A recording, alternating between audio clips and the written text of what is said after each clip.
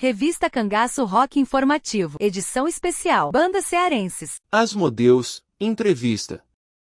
Cercando os 39 anos de história, Asmodeus é uma das pioneiras bandas de heavy metal na cena de Fortaleza, com um som thrash influenciado por bandas como Venom, Anthrax, Metallica e Kreator. Pergunta: pela idade da banda, que iniciou em 1984, podemos dizer que ela se criou dentro de uma cena emergente de metal em Fortaleza. Vocês se consideram a primeira banda de heavy metal da cidade? Anderson, obrigado pelo convite para esta entrevista. Na verdade, eu não gosto e nem reforço essa informação de ser a primeira banda. Não há como ter certeza disso e não quero incorrer em erros, tampouco isso é algo que nos impulsione. Eu sempre achei que Asmodeus deveria se impor pelo que ela apresenta hoje, para quem nos assiste e acompanha atualmente. O conceito de ser uma banda pioneira não iria fazer com que nós soássemos melhor. Quanto ao surgimento de outras bandas, nós estávamos no mesmo cenário em que havia Paranoia, a Beowulf e algumas outras, mas havia muita desorganização interna, falta de foco e isso acabou por me desanimar em relação à continuidade da banda.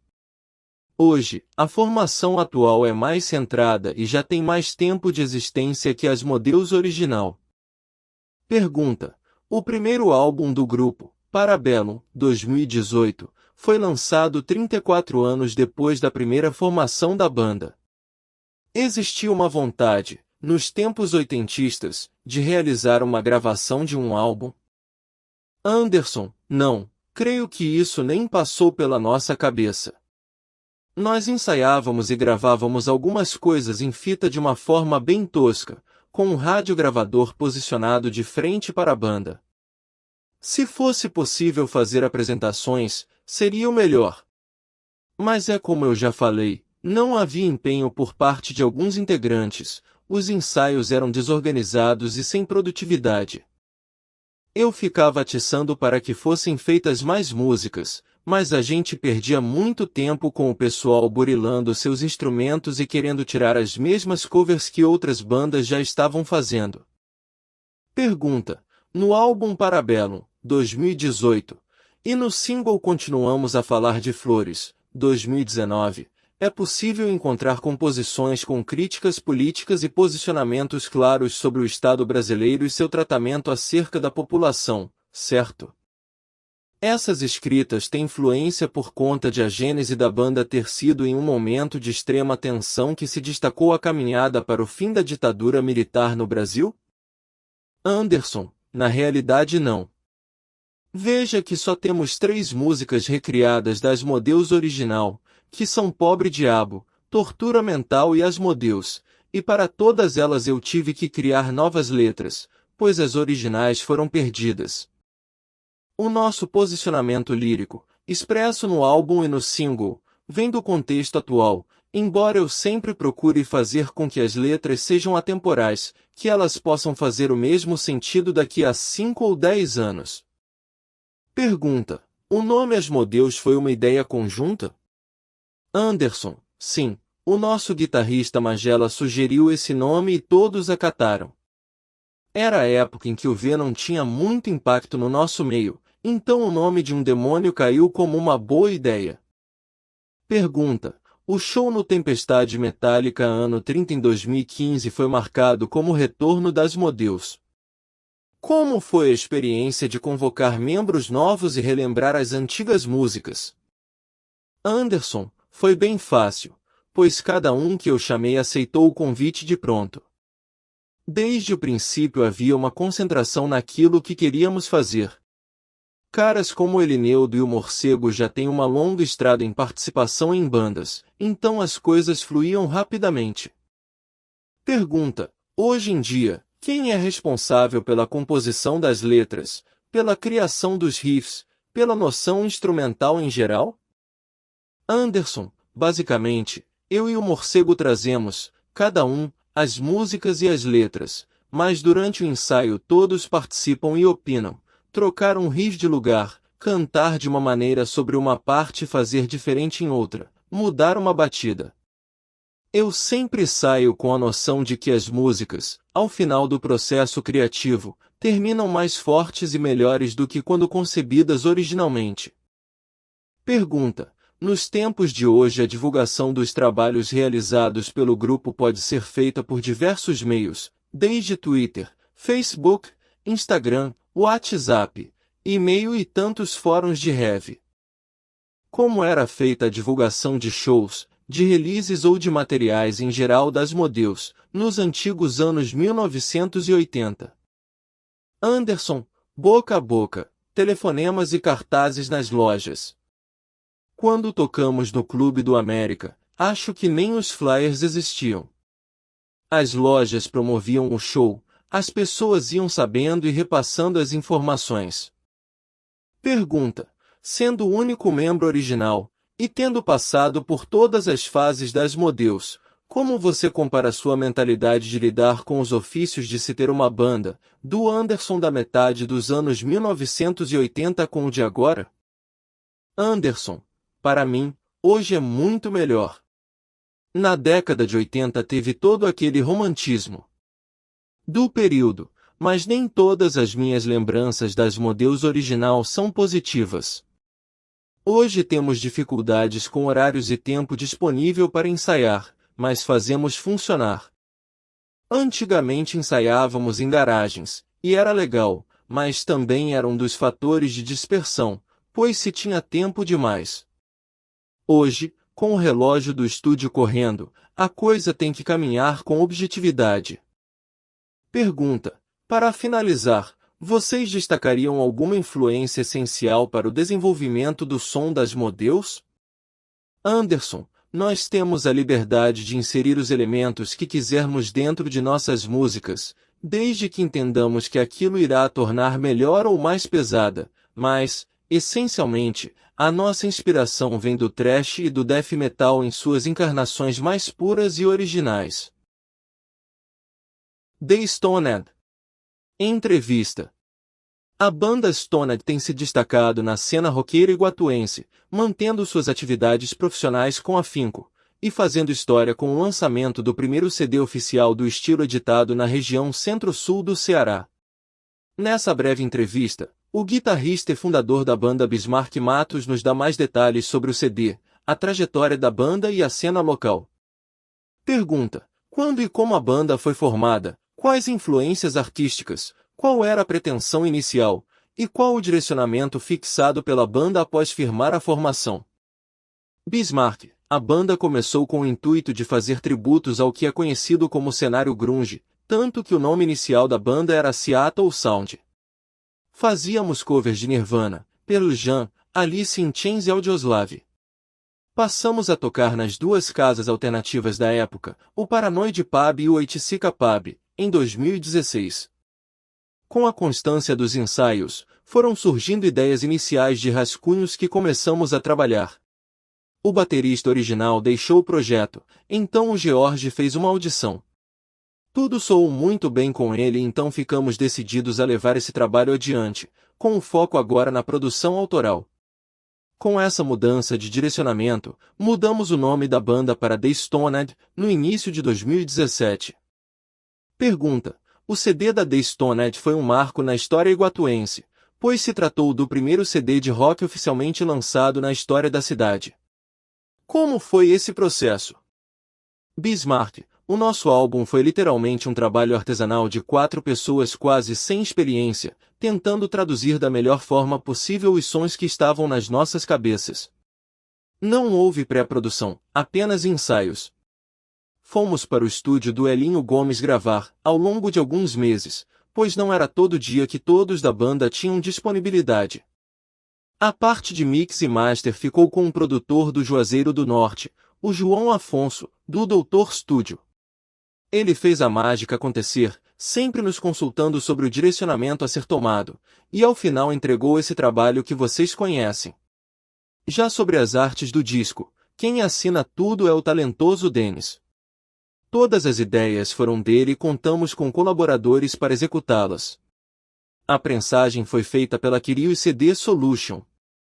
Pergunta: Quais as maiores dificuldades enfrentadas pela banda para atuar em pleno interior do Ceará?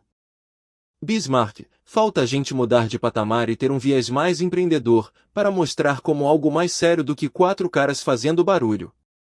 A falta de espaços propícios para esse tipo de atividade, a burocracia que envolve políticas públicas de incentivo ao artista, principalmente quando esse artista produz algo que não é a cara da sua terra, que é o que fazemos. Pergunta: qual a percepção da banda em relação a festival e eventos musicais, tal como o Telha Rock Festival na cena musical do município e região? Bismarck: não só o pessoal do Telha, mas todos que trabalham com produções alternativas, temos toda a gratidão do mundo pelas pessoas que nos abrem os espaços. São vitais para a manutenção e fomentação da arte em seus municípios.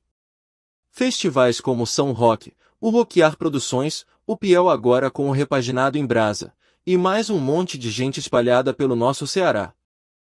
Pergunta: quais planos atuais e futuros da The Stoner? Bismarck: bem, continuar a produzir mais músicas, fazer mais shows. Não depositando as esperanças de melhor apenas nisso, mas enfim, com a mudança de direção das diretrizes, saindo de um desgoverno de morte para um governo de verdade, que representa uma escadaria para a saída do inferno, vislumbro a possibilidade de políticas públicas voltadas às artes serem mais acessíveis, pois sabemos que hoje há quem tem poder e se importa com a cultura do país. Que isso também ocorra a nível estadual e municipal, que é onde a realidade é mais complicada e palpável. Uivo. Entrevista. Uivo é uma banda de occult doom formada por Lígia Cruz, voz, Pedro Lima, bateria, Anderson Nunes, guitarras, e Everson Freitas, baixo. A banda representa um ciclo de começos e recomeços, encontros e reencontros musicais e astrais, já que grande parte dos membros já são ativamente atuantes na cena local. Pergunta: quais as origens da Uivo, como músicos, influências e temáticas? Resposta: a Uivo surgiu da vontade da vocalista Lígia Cruz materializar alguns escritos e sonhos, que pulsavam para serem retirados dos papéis, e a pergunta era: como trazer peso e obscuridade com um vocal limpo e toda a poética das letras? Essa pauta sobre composição sempre persistia e surgia nos assuntos. Em uma determinada conversa entre a Lígia e o Pedro Lima, deram início às composições e definições temáticas. Tempo depois, a chegada do Anderson enriqueceu bastante com seu olhar cirúrgico e criatividade. A chegada de Everson Freitas trouxe todo o peso que buscávamos. Então deu-se início de fato o projeto Uivo, com a proposta de Duon e nuances de Stoner. A Lígia costuma sempre dizer que somos um encontro astral, porque somos todos seres com as mais distintas influências que vão desde o rock tradicional ao black metal, death metal e doom metal, coexistindo em um mesmo universo criativo.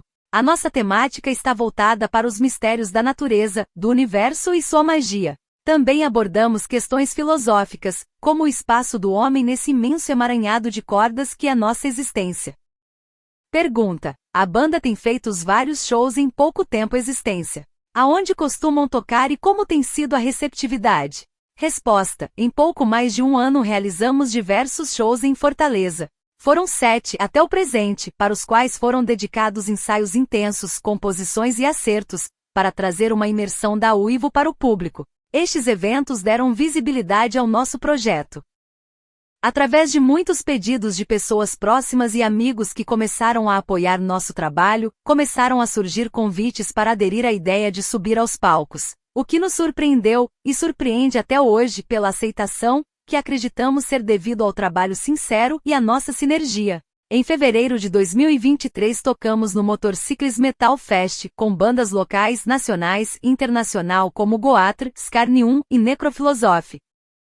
Pergunta: existe uma definição para a metodologia criativa da banda? Resposta: em princípio todas as músicas surgiram a partir das letras que já estavam escritas, sob influências de textos, sonhos e músicas. Em seguida vamos encaixando os demais instrumentos, de forma orgânica juntamente com todos os membros, através de suas influências e opiniões, onde o Anderson nos traz diversos riffs para serem abordados e somados. Isso se deu de forma muito natural e instintiva, e vem funcionando. Pergunta: Uivo está prestes a entrar em estúdio para o seu primeiro EP. O que o público pode esperar desse trampo e o que já está definido para sua realização? Resposta: nós vamos dar início às gravações de 4 músicas em abril de 2023. Boa parte será captada nos estúdios dos Cucas de Fortaleza, uma entidade cultural da nossa cidade.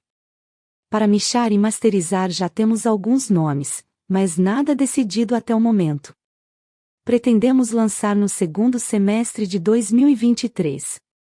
O público pode esperar um repertório com várias possibilidades de escolhas criativas, com muita atmosfera, peso e mistérios, selvageria e obscuridade. Hellhounds. Matéria. Se não fosse pelo histórico de Yermo Magalhães, vocal, Joe Wilson e Renan Magalhães, guitarras, Rod Menhane, bateria, e Augusto Oliveira, baixo, a Hellhounds seria só mais uma banda de metal tradicional tentando respirar em um cenário tomado por bandas de metal extremo, como é a cena de Fortaleza.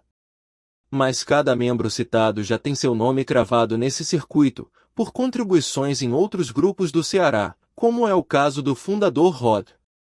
Uma galera peso pesado de Fortaleza se uniu sob o convite do baterista Rod Menhane, ex-Darkside, Taiglat Necromortem, e deu início à banda Hellhounds, em 2016.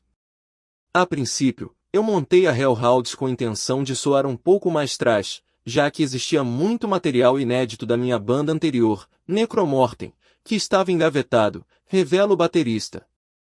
Despretensiosamente, a Hellhounds nasceu com status de supergrupo da cena local, mas se por um lado isso ajuda na execução das músicas, por outro, problemas na formação podem preocupar, pois um novo membro deverá possuir, no mínimo, talento equivalente ao anterior. A saída de qualquer membro de uma banda sempre causa problemas. Eu sempre tento lidar com esse tipo de situação da maneira mais positiva. Apesar da dor de cabeça que isso gera, as mudanças que ocorreram Hellhounds sempre se deram em momentos bem delicados para a banda, comenta. Tínhamos um show agendado em Iguatu, no Telha Rock, e a saída do Thales Grow aconteceu há pouco mais de um mês para o evento. Rapidamente, falei com o Renan Magalhães e expliquei a situação. Ele aceitou o desafio e entreguei um repertório de mais de 1 hora de música que, em uma semana, o dominou, nos surpreendendo já no primeiro ensaio. Fizemos um show sensacional, completa. Não faltaram elogios da imprensa especializada ao primeiro álbum da banda, The Battle of the Somme, 2019. Foram comuns resenhas do Full Length fazerem comparações a nomes como Iron Maiden e Judas Priest. Menhane não escondeu a satisfação. Sermos comparados a esses nomes que, além de serem nossas maiores influências, são bandas que admiramos desde a infância, é um tremendo privilégio e reconhecimento do nosso trabalho, agradece. O processo de produção do álbum foi tranquilo, pois a técnica dos músicos e o caminho a ser tomado já estavam bem alinhados. O Battle of the Somme começou a ser pensado desde a gravação do EP Hellhounds, 2018.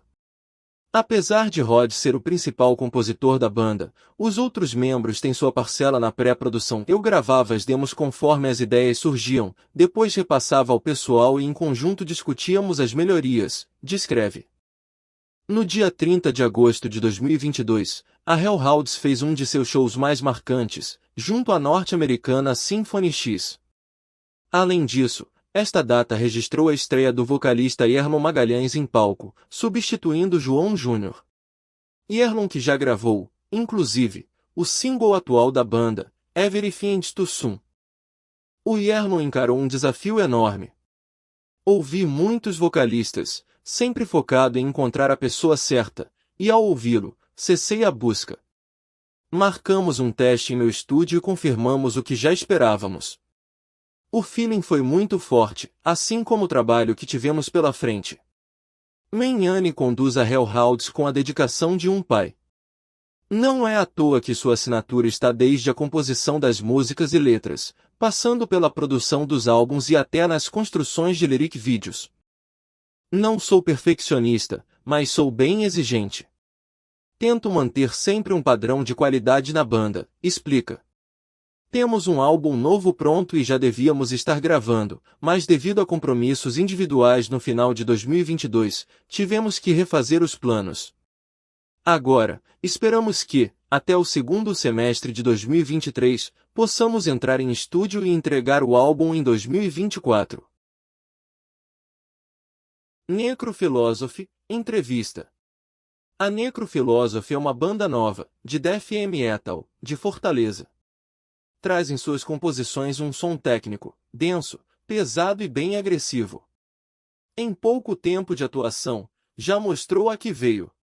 Ricardo Bruno, guitarrista bastante influente e atuante na nossa cena, nos fala um pouco sobre essa nova empreitada. Pergunta: temos uma banda nova aqui, formada recentemente, mas com membros que somam vasta experiência na cena de Fortaleza, oriundos da Encéfalo e Burning Torment. Como foi juntar esse time?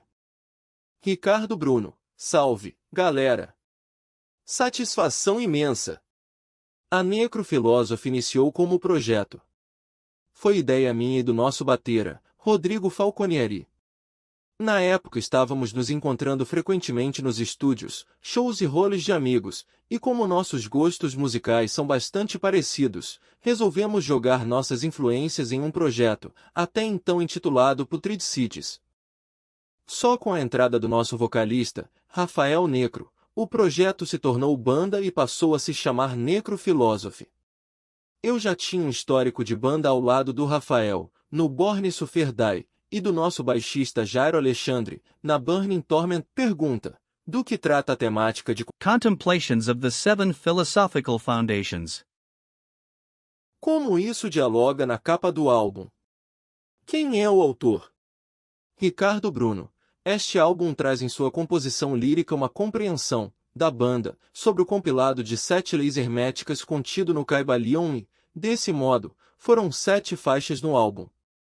Utilizando os princípios, e não a conclusão dos autores deste compilado, para fundamentar a hipótese de um antropocentrismo esotérico. A capa foi genialmente criada pelo artista Rubens Azotia, para o qual passamos as músicas, as letras e os seus fundamentos. Esse artista imprimiu, junto com seu conhecimento, perfeitamente o que queríamos. Aliás, diversas chaves para a abertura do conhecimento do qual tratamos estão no simbolismo utilizado na capa. Pergunta: algum plano ou negociação para o lançamento em mídia física? Ou as plataformas de streaming suprem a disseminação do trabalho da Necrophilosophy? Ricardo Bruno: as plataformas digitais estão nos dando um retorno extraordinário e não imaginado por nós, alcançando ouvintes e seguidores em todos os continentes. Mostrou-se a ferramenta fundamental para a disseminação de nossa música e ideologia. No entanto, consideramos que o material físico é fundamental para o metal extremo. Nada como acompanhar a música folheando o encarte e todas as informações líricas e imagens. Portanto, já estamos nas tratativas para o lançamento do material físico ainda para o primeiro semestre de 2023. Pergunta: as composições são de autoria de algum indivíduo em específico, ou são compartilhadas? Ricardo Bruno: as composições musicais são compartilhadas por todos da banda, em um processo criativo conjunto, onde são fundidas as influências pessoais de cada integrante, acompanhadas de seu criativo próprio. As composições líricas, mesmo que sejam criadas por Rafael Necro, são destrinchadas e debatidas por nós todos, até encontrarmos a completude desejada. Pergunta: como têm sido os shows? Por onde tem tocado? Algum plano para fora do estado? Ricardo Bruno: nos shows é onde mostramos todo o nosso caos musical, onde despejamos toda a energia etérea cultivada em cada processo criativo, em cada ensaio e na gravação deste full. E, com o retorno natural das atividades presenciais, recebemos uma energia indescritível. Em nossas apresentações, e é desta que nos alimentamos para a criação do próximo álbum Desgraçado, previsto ainda para este ano. Em relação aos planos, nós já estamos fechando alguns eventos para o segundo semestre em diversos estados brasileiros, e até algumas possíveis datas em outros países, ainda não como turnê, mas sim datas esparsas. Este projeto é aprovado pela Secretaria de Cultura do Estado do Ceará. Lei nº 18.012 de 1º de abril de 2022. Lei nº 13.146, de 6 de julho de 2015, Estatuto da Pessoa com Deficiência. Capítulo 9, artigo 42. A pessoa com deficiência tem direito à cultura, ao esporte, ao turismo e ao lazer, em igualdade de oportunidades com as demais pessoas.